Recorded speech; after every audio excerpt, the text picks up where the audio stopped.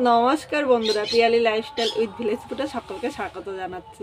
তোমাদের সাথে আজকে আবার নতুন একটা রেসিপি নিয়ে চলে আসলাম। আজকে এই দেখো, বাজার থেকে একটা কচি লাউ এনেছি। আজকে চিংড়ি মাছ দিয়ে লাউটা রান্না করবো, আর লাউয়ের খোসাটাও কিন্তু আমি ফেলবো না। এই লাউয়ের খোসাটাও ভাজা করবো, একসাথে দুটো রান্না তোমাদের সাথে শেয়ার করবো। তাই ভিডিওটা স্কিপ করে না, প্রথম থেকে শেষ পর্যন্ত দেখার অনুরোধ রইল। আর এই রান্নাটা কিন্তু দুর্দান্ত হতে চলেছে, অবশ্যই তোমরা কিন্তু একবার বাড়িতে ট্রাই করবে। তাহলে আমি কিভাবে করলাম চলো দেখে নেওয়া যাক। তার আগে চলো আমি আগে লাউটা কেটে নিই। কথা বন্ধুরা, অনেকে বলে যে দিদি তুমি মানে অল্প সময় ধরো হাফ তোমায় দেখতে পাই, রান্নার সময় তোমায় দেখতে পাই না। কি বলো তো, আমি একা একা ভিডিও করি তো, তাই খুব অসুবিধা হয়ে যায়। যতটা পারি আমি তোমাদের সাথে শেয়ার করার চেষ্টা করি।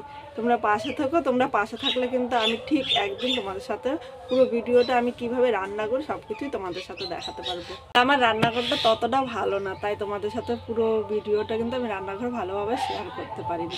তোমরা পাশে থেকো, তাহলে খুব তাড়াতাড়ি কিন্তু আমি একটা সুন্দর করে একটা রান্নাঘর করতে পারবো। তার সাথে আমি তোমাদের সাথে সব ধরনের ভিডিওগুলো শেয়ার করতে পারবো। তাহলে আগে চলো লাউটা কেটে নিই বন্ধুরা। এবার আমি একটা বটি দিয়ে লাউটা কেটে নেব।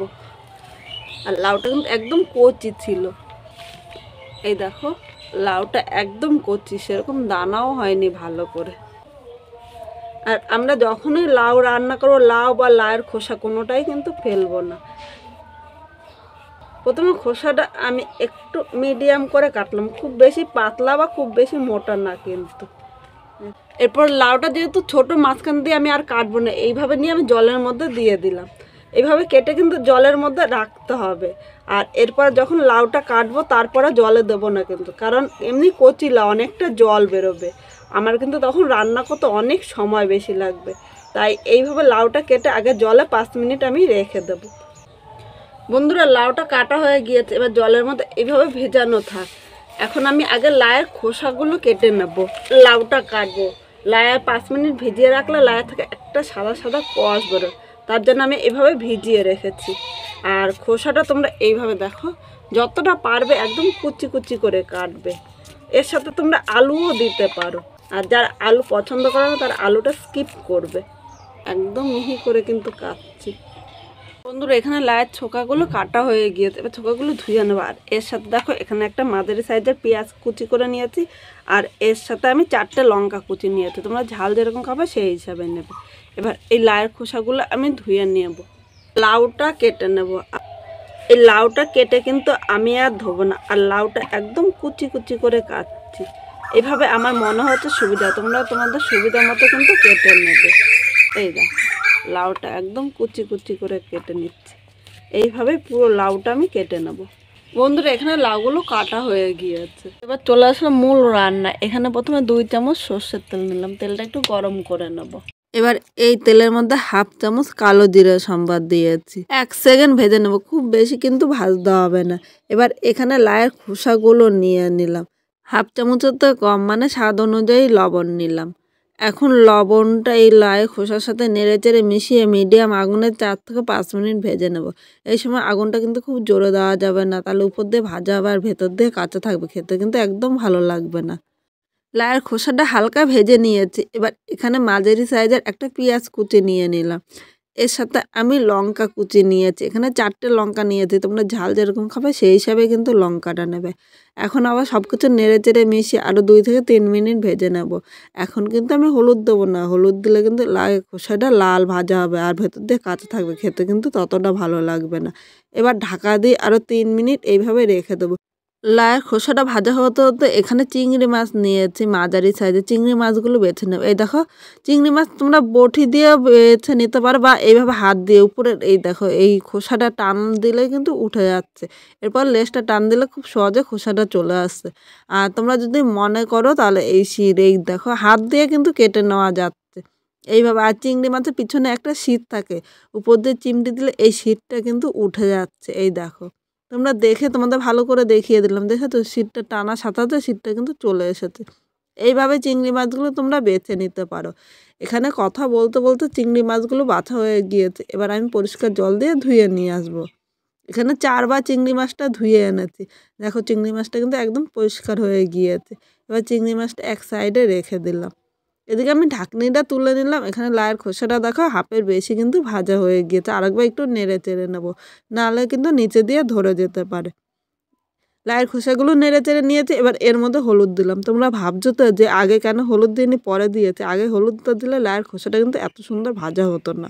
এবার হলুদটা নেড়ে চেড়ে মিশিয়ে আর 2 থেকে 3 মিনিট আমি ভেজে নেবো, নাহলে কিন্তু এর মধ্যে একটা কাঁচা গন্ধ বের হবে। এখানে দেখো লাউয়ের খোসাগুলো ভাজা হয়ে গিয়েছে। এবার আমি তুলে নিলাম। কড়াইয়ের মধ্যে আবারও আমি 1.5 চামচ সর্ষের তেল দিলাম। খুব বেশি কিন্তু তেল দেবো না, যতটা পারবো অল্প তেল মশলায় তোমাদের সাথে রান্না করব। এবার এই তেলের মধ্যে আমি 1/2 চামচের কম লবণ নিয়ে নিলাম, এর সাথে 1/2 চামচ হলুদ নিয়েছি। এখন কিন্তু মিডিয়াম আগুন রাখতে হবে, নাহলে কিন্তু হলুদটা পুড়ে যাবে। হলুদ ও লবণটা একটু নেড়ে চেড়ে নিয়েছি।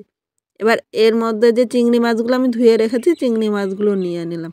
তোমরা ভাবছো তো হলুদটা কেন এইভাবে দিলাম, আগের থেকেও তোমরা চিংড়ি মাছে মানে মেখে রাখতে পারো। আর যদি না মাখো তাহলে এইভাবে তেলের উপরে দিয়ে চিংড়ি মাছটা কিন্তু ভাজতে পারো। চিংড়ি মাছ এইভাবে ভাজলেও কিন্তু খেতে ভালো লাগবে। এখন মিডিয়াম আগুনে হালকা লাল করে চিংড়ি মাছগুলো ভাজবো, খুব বেশি কিন্তু ভাজবো না।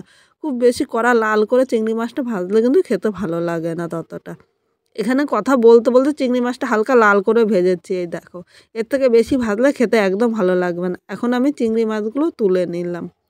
কড়াইতে অনেকটাই তেল আছে, আর চিংড়ি মাছ ভাজতে কিন্তু বেশি তেল লাগেনি, তাই এখানে আমি আর তেল দেবো না। এই তেলেই কিন্তু পুরো রান্নাটা করব।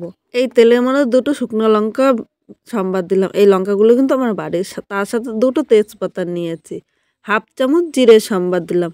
এবার 2 সেকেন্ড ভেজে নেব, খুব বেশি কিন্তু ভাজবো না। খুব বেশি ভাজলে জিরেটা লাল হবে আর খেতে ততটা ভালো লাগবে না। এখানে 2 সেকেন্ড ভেজে নিয়েছি। এবার এর মধ্যে কেটে রাখা লাউগুলো নিয়ে নিলাম। এখন লাউটা সব মশলার সাথে নেড়ে চেড়ে মিশিয়ে মিডিয়াম টু হাই আগুনে আমি 4 থেকে 5 মিনিট রান্না করে নেব।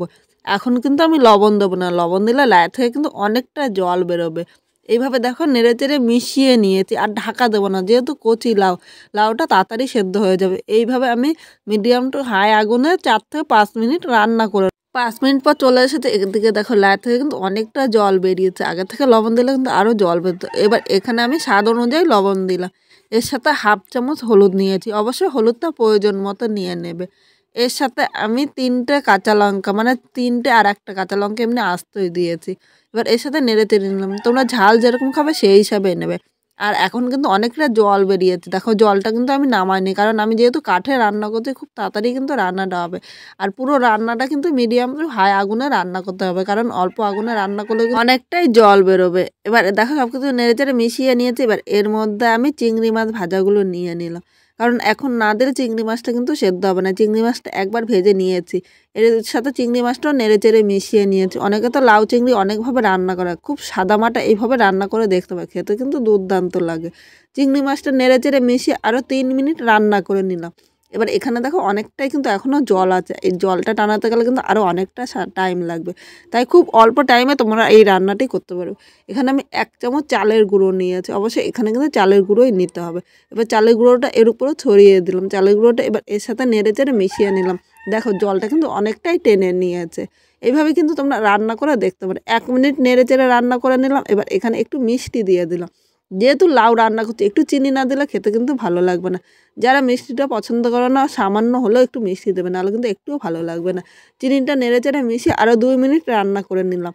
এবার নামানোর আগে এখানে একটু ধনেপাতা কুচি ছড়িয়ে দিলাম। এই শীতের দিনে ধনেপাতা কিন্তু খুব সহজেই পাওয়া যায়, আর একটু ধনেপাতা না দিলে এই লাউটা কিন্তু খেতে ততটা ভালো লাগবে না।